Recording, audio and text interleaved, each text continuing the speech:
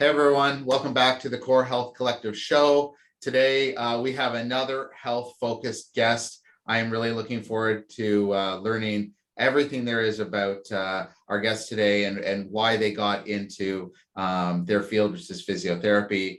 A little bit of a teaser. I did look on your site and I saw a bit of your personal bio and realized we have some similar interests. So I think today's conversation is going to be really great. So, without further ado, we've got Danielle Ufniak, and I think I got your last name right. Yeah, that's Ufniak. it. So we've got Danielle on the show. So welcome. Really excited to have you. Thank you. Thanks for having me. I'm so excited to talk all things health field. I love it.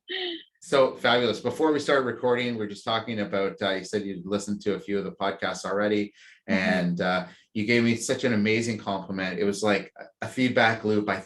I just realized that that was really important for me, and I needed to hear that that you got some value out of some of the guests we've already had on the show. So that's like fueled me to, I committed to for the year to keep doing these, but now I've like just got a little more purpose. So thanks for that. Yes. It's so great hearing from other entrepreneurs because sometimes you do feel like alone. And so like you connecting all of us, all across the country, I think the province, it's been awesome. It's so like solidifying for me and like pushing me forward. So I appreciate it. Oh, that's amazing. Thank you. So let's talk about your business, and then let's talk about, how you got into it, because I find everybody has a unique story. Yes. Mine was definitely a roller coaster. Okay. Well, let's get on it.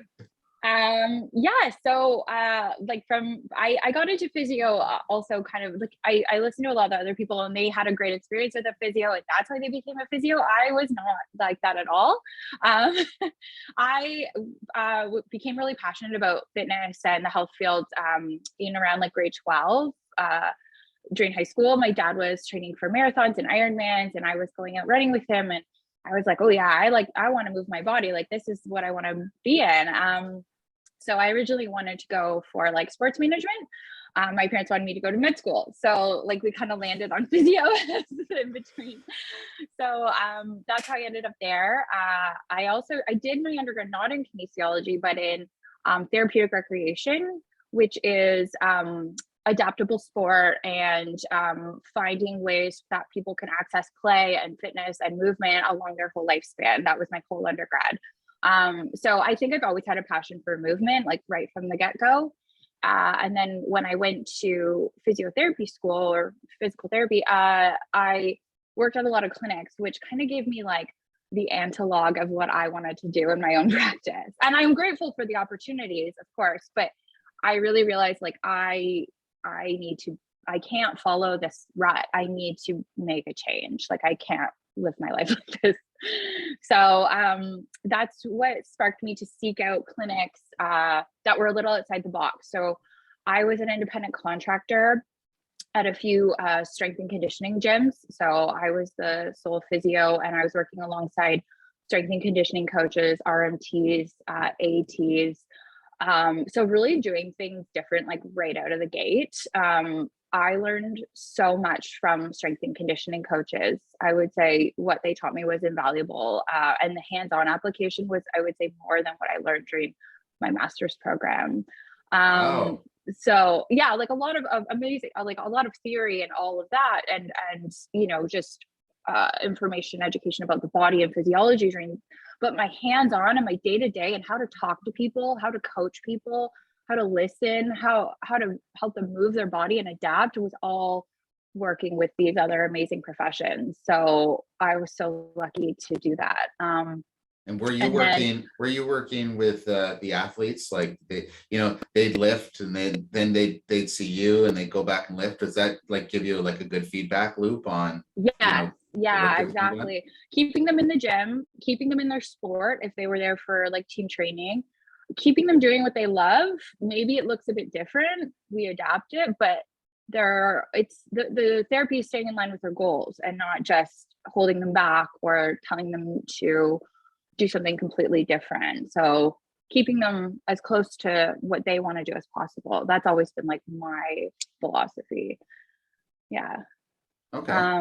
And then I started seeing more female athletes, and I started noticing that there was some common, more like women's health issues related to pelvic floor, related to like joking around saying, I can't do box jumps, I'll leak. And I was like, this is not cool. Like, some of these women haven't even had children. So like, this isn't right. So then I went to pursue further training in pelvic health. So I became a certified pelvic floor physiotherapist, which allows me to do internal and external physiotherapy treatment on women. I choose to just treat women. You can treat women and men. Both have pelvic floor issues. And then after that, I did my perinatal fitness training and my Pilates teacher training. So just to like really solidify that whole side of it, with tying in core, pelvic floor, breathing, that works as rehab for really any sport or any type of fitness. So it's been really great. Wow. So what's the name of your clinic now? So yes, so I went out on my own. After I did my pelvic floor physio, I realized I had kind of niched myself down enough where I felt confident going out on my own. So my clinic is called Flow Physio Wellness, and it is now owned by me. I am not an independent contractor anymore. Well, congratulations. And how long has it been open? I incorporated in 2016. So since then. Okay. How's it going? Yeah, it's going well. Yeah, the first 2 years I was just doing my own thing, like part-time. I was still an independent contractor the other part of the time, working out of someone else's clinic. It was just during the pandemic actually that I fully like left everywhere else and went out on my own full time. Because what better time to start a business than a pandemic? Yeah. Oh my gosh. So I'm super curious. What is it that fuels you to keep improving your skills and adding all these new things like around the pelvic floor certification or the Pilates or some of the other things that you mentioned? You know, what fuels that constant improvement? I think I want to, I think I have a dream client that I want to be able to treat and show up for every day. And so I want to have the skills to be able to work really well for them. So I think that's one part of it. And then two, I think my own passions, like I've done so much extra courses in like strength and conditioning coach. I got my CSCS. I did coaching.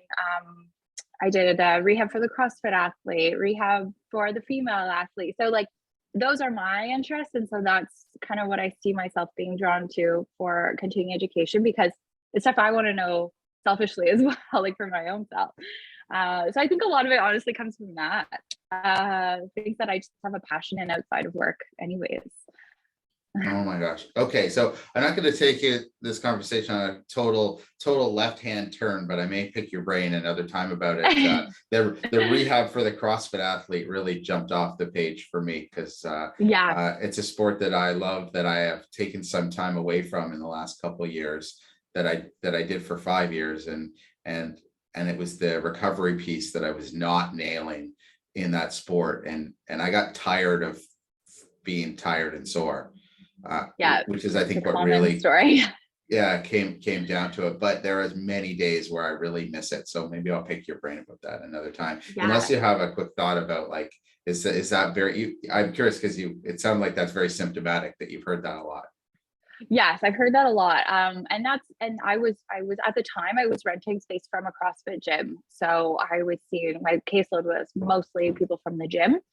And I was like, they're going to come whether I tell them to or not. So how can we make this safe? And how can we incorporate rehab into their CrossFit class? And how can I communicate well with coaches where there's mutual respect and I'm respecting what they want to do and they're understanding what I'm telling them as well. So I would say overall, if you are out there and you're listening and you have a CrossFit injury and you need some rehab, I would find a professional who's familiar with the sport. If you go into a random physio clinic and you tell them, it hurts when I do clean and jerks, and they've never done that, they don't know what muscle groups and are involved and how they have to fire and and what mobility is needed. They can't serve you as well as someone who is familiar with that movement and can maybe modify it or adapt it in a way, or give you some accessory work to improve it better. The old upper back strain from the clean and jerk. Yeah. The T-spine, I think is that what it's called? Yes, thoracic spine. Yeah, thoracic spine and shoulders. People do all kinds of crazy stuff to their shoulders. So yeah, that's what I would say.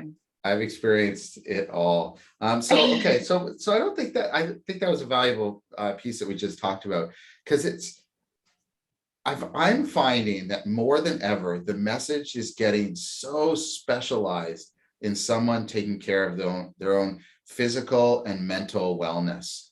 And every time I turn around, there's another subset or another niche of now we're talking about physio, like if you do CrossFit or maybe some other sports or activities, going to see somebody that understands, like that really understands that specific type of that activity and how it strains the body, different than just everyday life or other sports, right?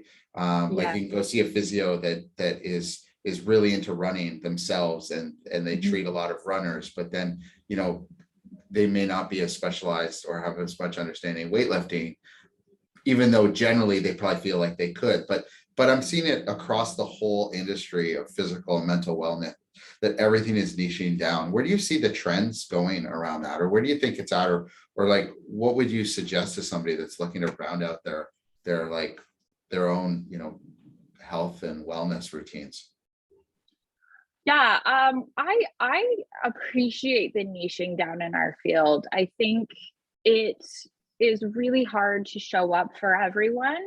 And I think especially if you're becoming an entrepreneur, you almost need a client avatar that you're gearing things towards. So not having a niche and just serving everyone, you're not showing up 100% for anyone, maybe, in a way. I don't know, that's how I feel. Like I have a dream client that I want to treat every day in my mind, and everything I do, the copy I write, the pictures I post, the courses I take, it's all to show up for that dream client. So like I do think the niching is important in our fields. What was the other part of the question? I was just wondering where you saw the trends going. Like, oh, I feel like you could literally, like, if you're really take accountability for your own wellness and try to stay out of the doctor's office and the hospital by being proactive, I feel like it could almost be a full-time job. Yeah, I mean, yeah, with the physical movement side, I think I feel like I just want people to like move daily and vary your movement. So that's like all I tell. If someone's coming to me starting from zero, I just say, start moving daily, and it should be a variety of different types of movement. And that goes across anything, right? With my runners, I tell them you need to incorporate cross training, because you're only getting like one plane of movement and working one type of muscle group. And so any type of other kind of like more lateral movement or rotation movement like will benefit them. So yeah, like move often and vary it. The nutrition side, which I am interested in as well, obviously as a physio, I can't speak to it, it's not within my scope, but I am very interested in that too. And I do find that a lot more overwhelming. I've tried everything. I'm a dabbler like yourself. I've tried like the cryo, I've tried the saunas, I've tried the keto, I've tried everything in the health and wellness sphere, because there's just like it's overwhelming what's out there. So that piece of health and wellness is a little bit more intimidating. The mental health, I'm glad it's becoming more talked about. It does link in a lot to what I do with physical health. You do see a lot of mental health manifested as like now physical issues, especially during the pandemic. A lot of stress induced like chronic pain I'm seeing in women, like birth trauma and pelvic pain. So I do think we have to kind of bring everything together a little bit more and not have these separate silos of like physical health, mental health, and then like nutrition and like dietary health, if that makes sense. Yeah. So how would you connect that? I think having practices where those three work like together in one studio or one clinic would be so great. And a lot of people are already doing that, which is fantastic. I know some public health clinics that have like a psychotherapist on site, or a naturopath who specializes in fertility on site. So I think that model is the way to go. And if you don't have that, having a network within your own community of those people, and maybe having some kind of like referral system planned out. Yeah. Yeah. Okay. Yeah. No, that makes sense. And we are seeing a lot more of these clinics that are multidimensional for sure. Yeah. So what do you think? So how do you think the customers, or how do you think, how to put this? What do you think the consumers going through when trying to figure out how to solve the problems that they have, that they feel or think that they have? Right? Like start with them. They're in front of their computer, and they've got, they've got something that your clinic can help them with. What are they going through that's trying to, how do they connect the dots between where they're at and where you are? Yeah, I think Google. A lot of it is Google. I would say most of my patients actually come from, they're already interested in health and wellness. Like they're coming through word of mouth. They're going to a CrossFit class. They're going to a boot camp. They see already another allied health professional who sends them my way. That's where I get all of my patients. But I think someone who is interested in like starting a health and wellness journey, they are probably starting because something has, piqued their interest in it. Usually pain, or maybe something with their diet. So they usually Google like low back pain. And I might come up if they're interested in like exercises for low back pain, then I would come up in their area. That's what my SEO is set for. It's not set for like how to fix low back pain. It's set more so for like movement for low back pain, because that's what I do. That's my like treatment philosophy. So if I came up, they would probably start with me, and then we would like kind of tease out, unpack what's happening with that low back pain. And then I usually, if they say, oh, my back's been hurting since I gained weight during the pandemic and I've been more sedentary, I would then fire them off to appropriate like naturopath or dietitian in my community, just to speak with them about that as well. I would do, I can do some exercise with them, but if they're looking for like a more like consistent, I want to start going to classes.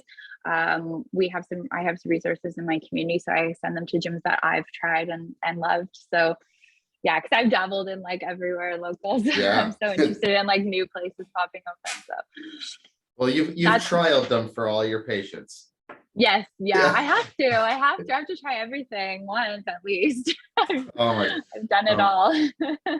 So what would you want so maybe you could describe your perfect client, because it sounds like you've got a target client or an avatar or muse, as you said. You've got a perfect client. Describe your perfect client, and if they haven't met you yet, what would you want them to know? Yeah, so I have two. I have one for my kind of like sports physio side, and so those people are, the recreational athlete. They're a bit younger, and that's just because my practice is set up. It's very like online based, and so I find that's just like who I attract.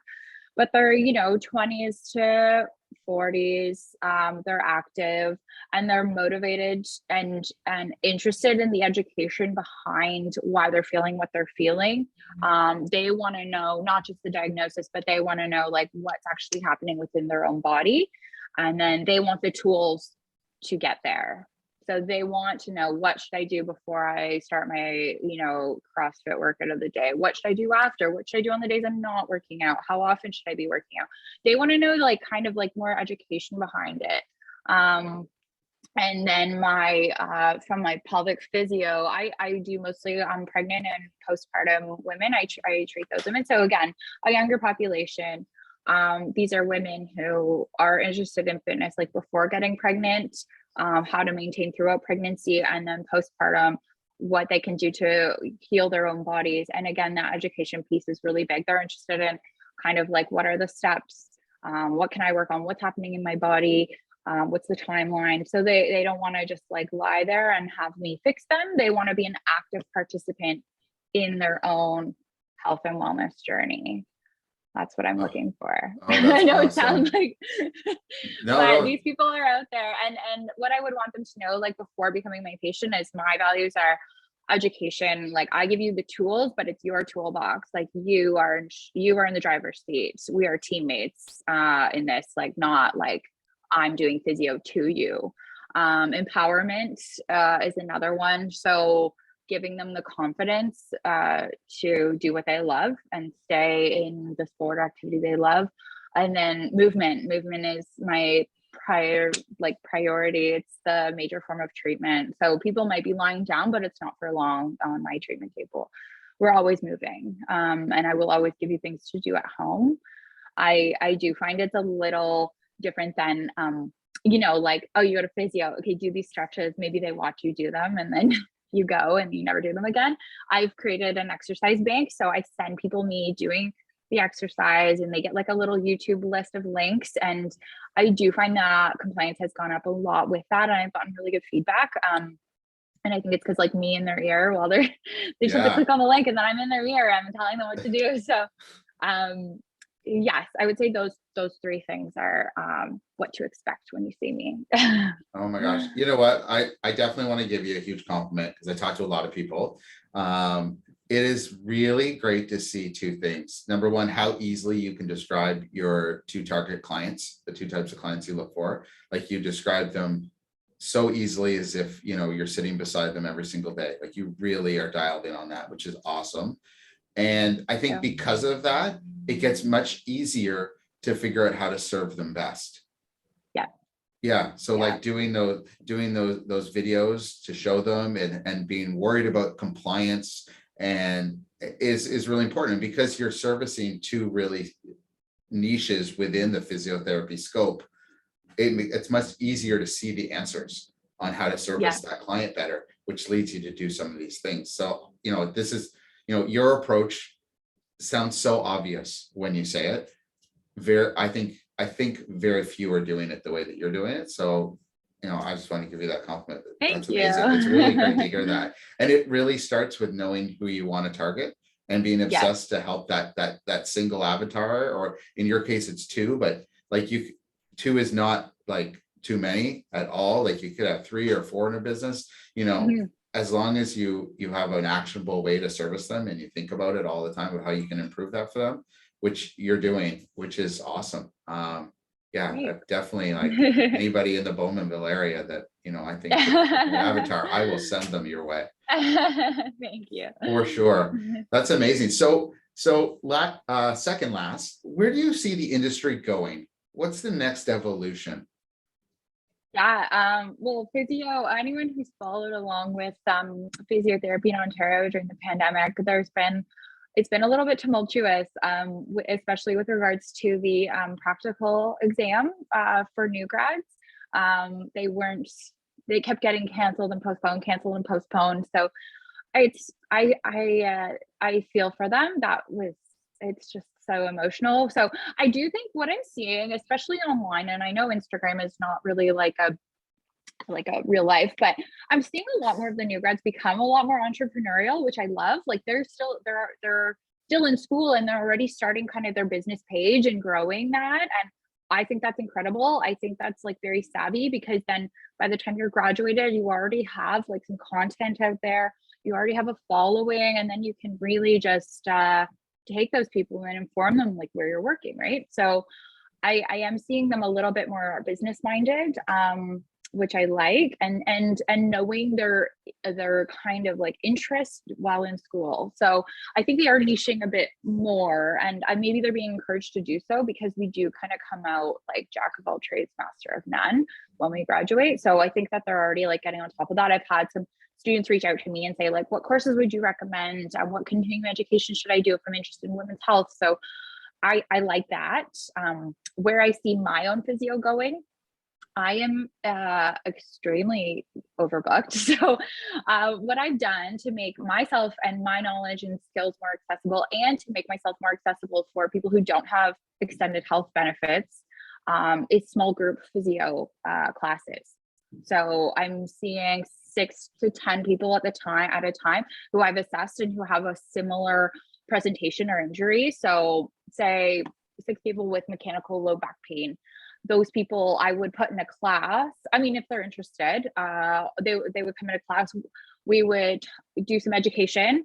We would go through movement and just like a whole like exercise hour geared towards low back pain. And it would include movement. It would include, technique and form and how to activate. It would include breathing.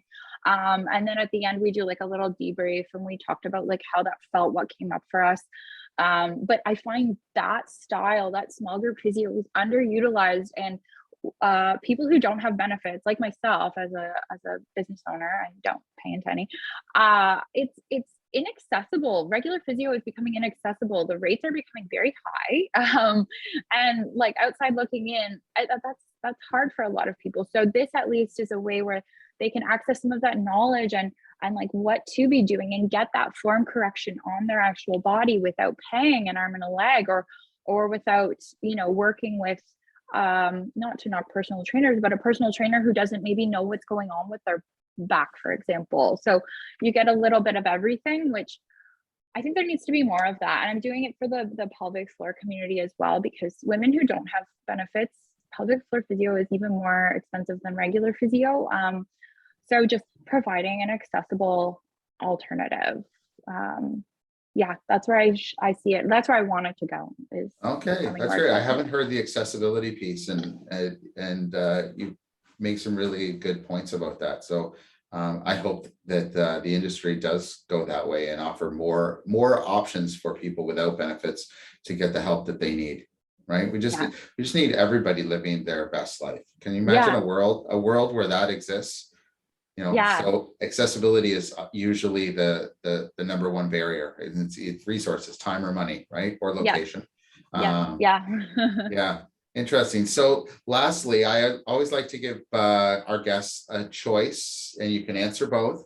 So I'm curious to hear, your favorite book or a great book you've read lately, and your number one productivity hack.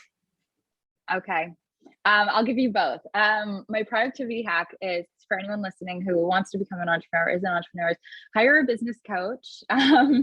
Work with a business coach within your fields, who works with people in your field and outside of your fields. That's what I did. I worked with Emma Jack, who's a physiotherapist and a business coach. And I also worked with Alina Luciani, who is a strength and conditioning coach. And does business coaching as well for people within the health and wellness field, but coming from all backgrounds. And that was the most invaluable thing I did for my business, is that. And it saved me so much time and saved me from so much trial and error. So I would suggest that, and save money and time. And then books that I am a huge reader. So I have a ton. How to Win Friends and Influence People, Dale Carnegie. That's a staple. That's a classic. We should all read that, especially after this pandemic, I think. I love Chop Wood, Carry Water by Joshua Medcalf, I think. I love The Obstacle is the Way, Ryan Holiday. Yeah, both his I like books. him. The Ego is the Enemy, I think, is the other one I read. It was, I love those. What else? Born to Lead by Brene Brown. Anything by Brene Brown is incredible. Her podcast is also really good. Atomic Habits is very good. That's one of my favorite all-time books. Oh yeah. And I really like Breathe by James Nestor. That's a very good book.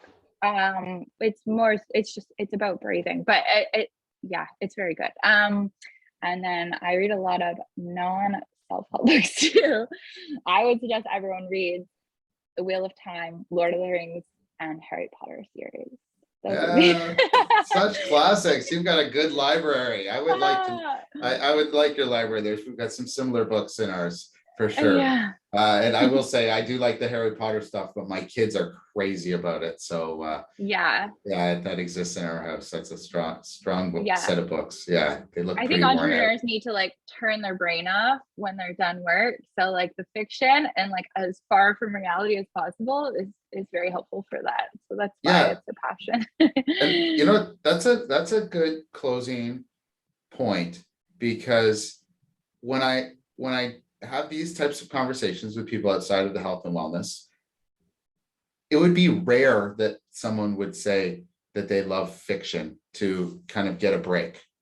Because it's almost like a faulty badge of honor to just keep pushing and pushing and pushing. And the word hustle is a dangerous word. Yeah.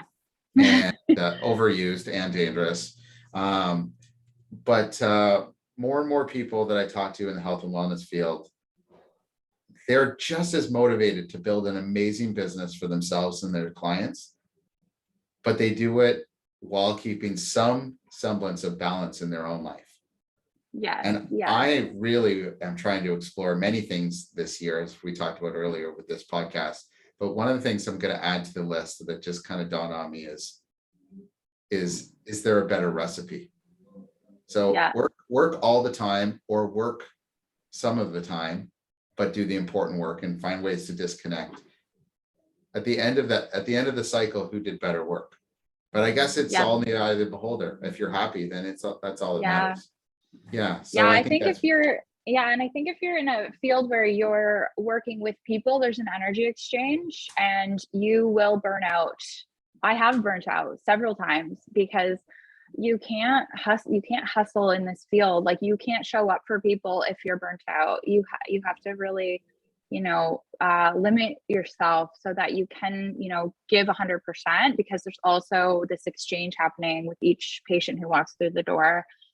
And I became an entrepreneur for the work-life balance, so I could, decide to take a Monday off if I wanted. So I'm definitely not going to work 80 hours a week. I would just work for a company then.